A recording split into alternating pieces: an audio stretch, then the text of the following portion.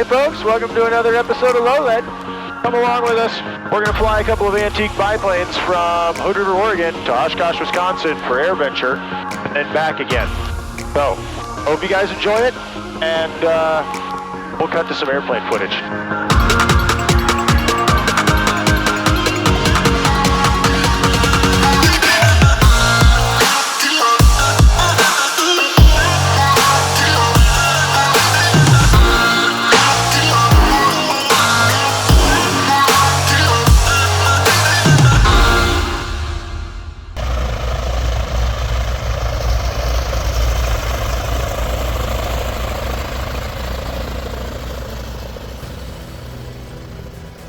So back in June, the WAAAM made the decision that we were going to send the Stearman Model 70 and St. Louis YPT 15, of which these are the only two surviving examples, all the way from Hood River to Oshkosh, Wisconsin, so that we could display them at Airventure this year. So both aircraft had to be pulled out of the museum over to the maintenance and restoration hangar where they could have their annual inspections and test flights done so we could make sure everything was in working order before sending them on a nearly 3,000 mile round trip flight to Oshkosh. We did find a couple small issues with the aircraft, and it took us a few days to get everything dialed in the way we wanted it to be, but soon enough we had everything working just about perfectly. I want to add about a half a degree of pitch. Once the last of the adjustments had been made and everything was operating the way we wanted it to, we fueled up both aircraft, and then on Monday, July 17th, 1 week before the start of Airventure, we were able to depart Hood River, Oregon to Richland, Washington for our first stop and real proving flight of the trip.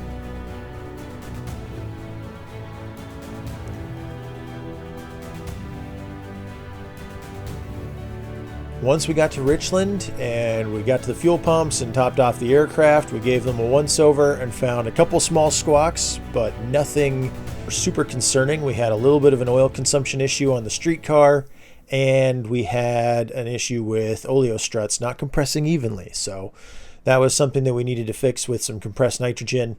Fortunately, our next stop for the end of day one was in Spokane, Washington, where our good friend Addison Pemberton was able to help us out.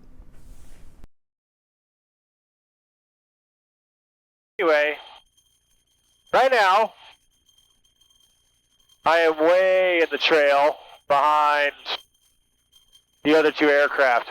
I was trying to figure out why this airplane was running a little funny on taxi. I think it's because it's hot, because once I gave it some power, smooth right out, seems pretty happy. Keeping an eye on everything, it's stabilized. So, we'll know for sure if I end up having to land out somewhere, we'll be like, hey Lars, why didn't you figure that out?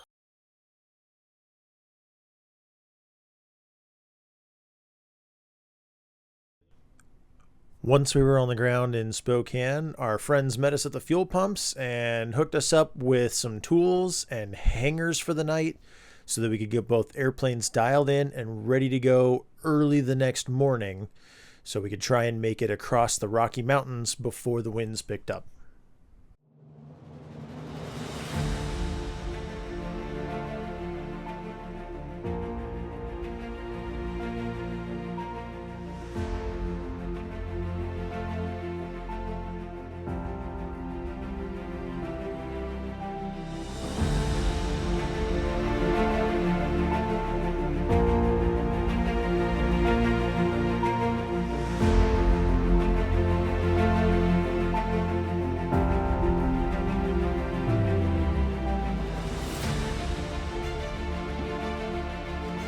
This is the glorious side of flying vintage airplanes, right, Scooter?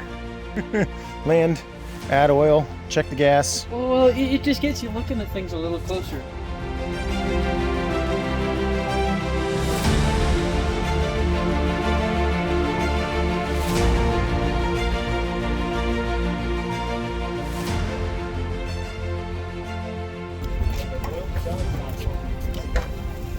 All right, Scooter, I know you're working, but you want to tell me what you're doing?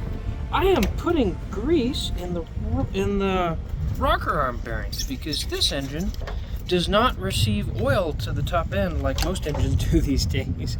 Because back in these days, the metallurgy wasn't good enough to keep the metal temperatures low, so all the oil would just carbonize. So you have to pack them with grease, and you'll also notice that the valve stems are all exposed. So I need to oil, I just got done oiling them by hand with a squirt can. Valve stems being these in the springs Right here. there in the springs. You see it's got exposed valve springs. Cool. Quite a neat engine. Really cool engine. Just needs some attention. Yeah. You could say it's marvelous. It is marvelous. A Marvel kind of morning right there. I love the smell of Marvel in the morning.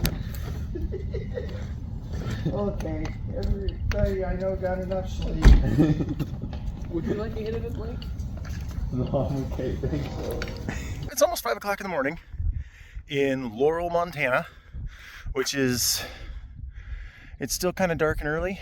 I'm literally only wearing the sunglasses for the bit. Anyway, we're starting day 3 on the trip to Oshkosh, and we got the whole fleet sitting out here. It's sunrise and it's gorgeous, so I gotta go show you guys this.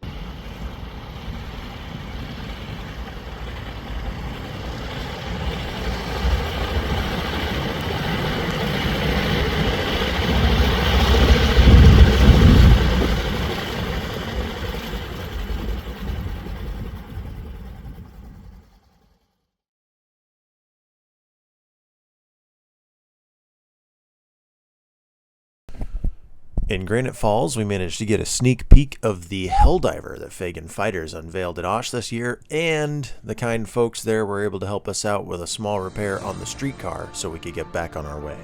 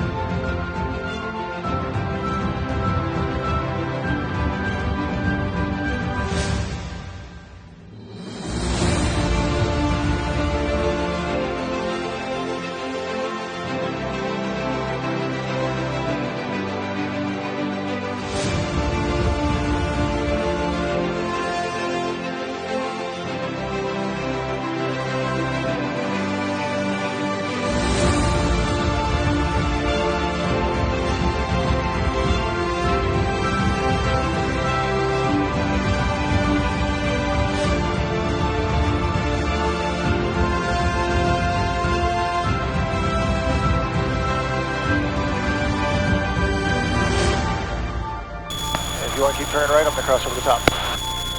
Sounds good. I'm going to turn right and form up on this.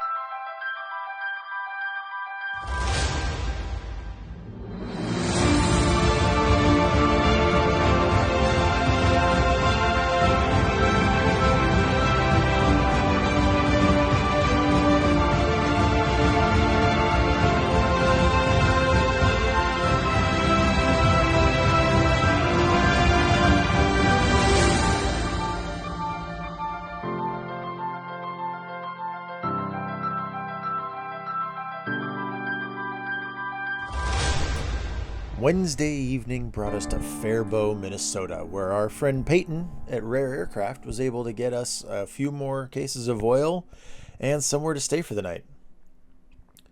Now at this point we'd flown about halfway across the continent with a pair of vintage biplanes, a support aircraft, and a support pickup truck, which hasn't really made an appearance at this point.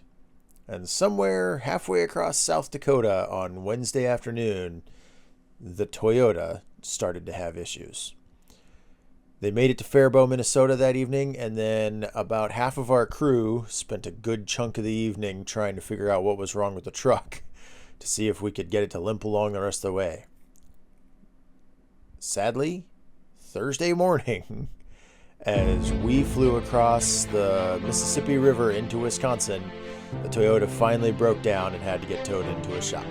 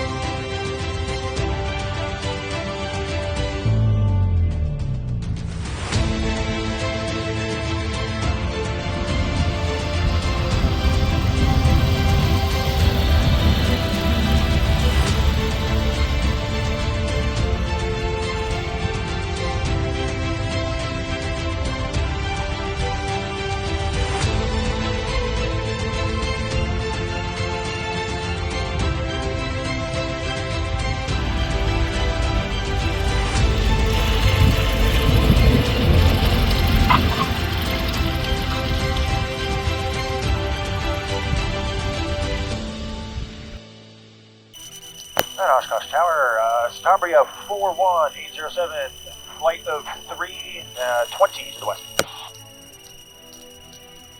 Starbria 41807, flight, roger and ready parking. We have 2 going to Warbirds and 1 going to camping north. Starbria 807, flight, roger, report 3 miles west, left base, runway 36. Report 3 miles west, left base 36 for flight 807.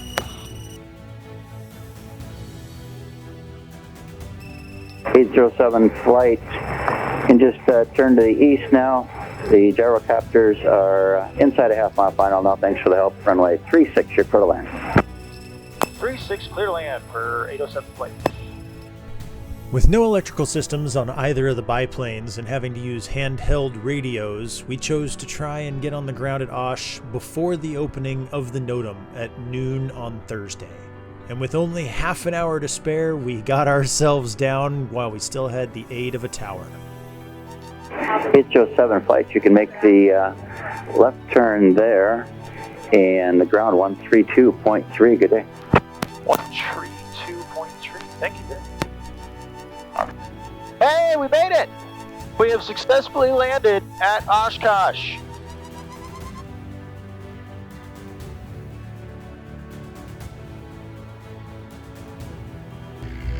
So in a little bit of an unexpected change of plans, after we got the airplanes to Oshkosh yesterday morning really, the gang was like, apparently decided that they wanted to come down to Broadhead where they're having their annual Peat and Pole fly-in. So we just this morning got up, drove 2 hours south away from Oshkosh so that we could hang out here with a bunch of vintage aircraft guys and get up to shenanigans. So that's what's going on.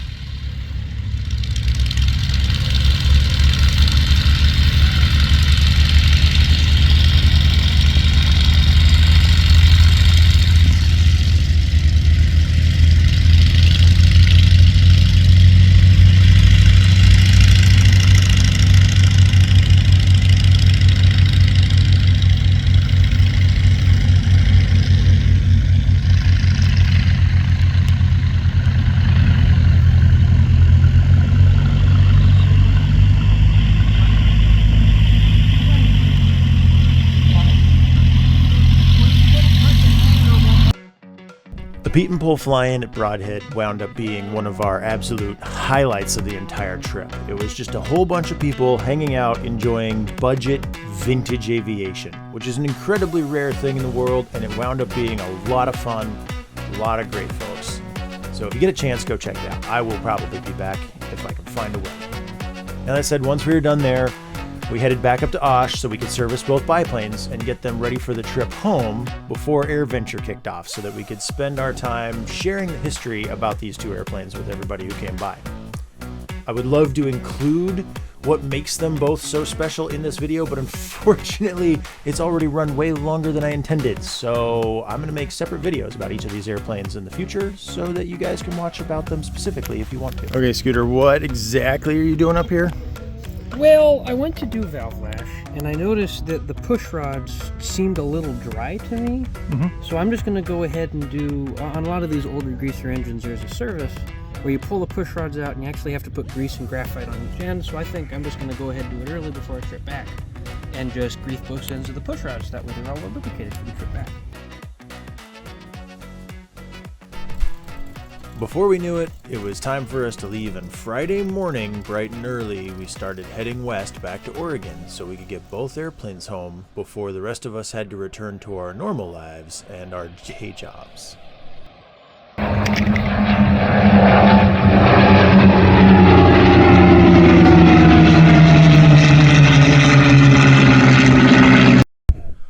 Once the biplanes were safely on their way for a photo shoot Friday morning, Jay, the museum's chief mechanic, and myself hopped in the Citabria and headed to Mauston, Wisconsin, where we were able to regroup with the biplanes before continuing on westbound.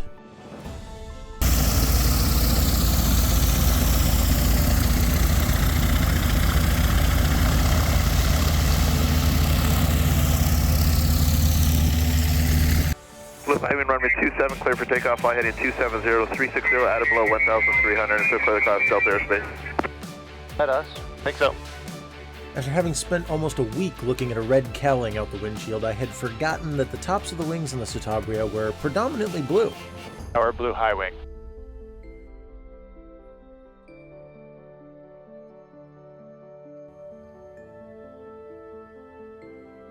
Oh yeah.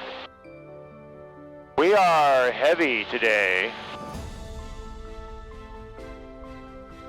You calling me fat? Yes, I am.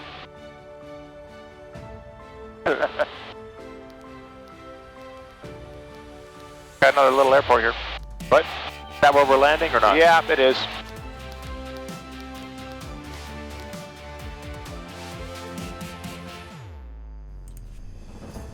Having refueled and regrouped in Mauston, the three of us departed as a group once again and set our sights as far west across South Dakota as we could make it on Friday afternoon.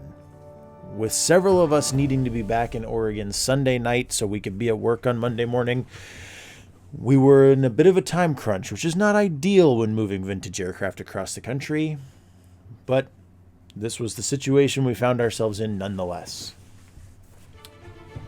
As we reached Mankato, Minnesota, high winds stopped us in our tracks and we wound up having to ground the airplanes for several hours while we waited for the conditions to improve. But finally, after 4 hours on the ground, with the wind not showing any signs of letting up, we made the decision to press on into the evening, hoping that as we got further west and the day drew to a close, the winds would die down as we reached our next fuel stops. With no electrical systems and no lights in these airplanes, we were chasing daylight and racing against the sunset to get them as far west as possible and on the ground safely before dark. As we reached Aberdeen, South Dakota, with the failing light, we finally made the decision to stop for the night and get the airplanes on the ground while we still could safely and legally put them to bed, forcing us to come up several hundred miles short of our goal for Friday afternoon.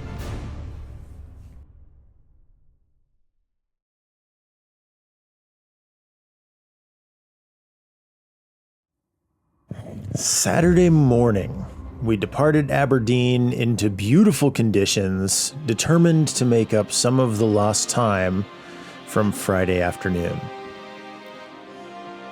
Now, as we were starting to look down the barrel of obligations, myself having to return to work and be back in Oregon Sunday night, we had had a conversation about what to do if we were still too far away from our destination to make that happen. And I had the option to either park the Catabrian airline home or Sunday morning race on ahead of the biplanes to get home by Sunday night so I could be at work on Monday morning.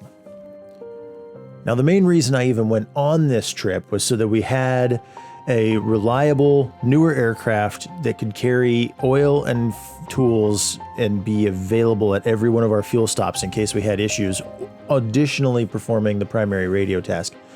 So the idea of leaving the two airplanes, the two biplanes, to fend for themselves was not an option any of us wanted to resort to if we could avoid it. Pressing into Montana, we finally made it back to Laurel, Montana, but thunderstorms on the horizon stopped us in our tracks once again, bringing us up short for the second day in a row.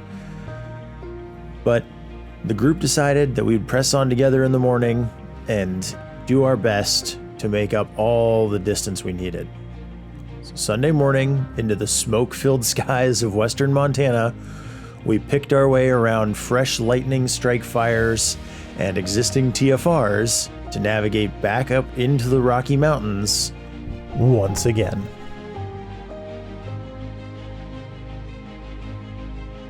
We're in a very loose formation because it's gotten a little bit bumpy. Because it's just about noon, so it's midday, we're in the mountains, there's fires, it's summer, it's hot, there's wind. All of the reasons for planes to go up and down. So we're doing the uppy-downy thing, and because of that, we're spacing out the airplanes. So if you look over at the other two, you'll see I'm really far away, and it's hard to see them in the distance. That's so that we don't hit like a weird bubble of air, go ka-thunk. Because it turns out, when airplanes go ka-thunk in flight, it's usually not good. In fact, it's usually quite bad.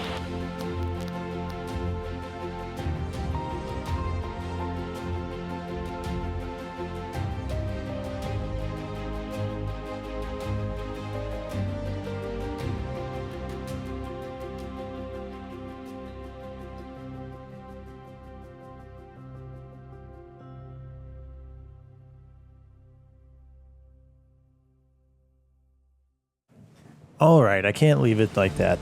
So, departing Richland, we had a slight weather delay due to wind in Hood River, but fortunately, before the end of the day got to us, the wind started to die down and we were able to press on and get the final leg of our trip completed Sunday evening without having to split up the gang.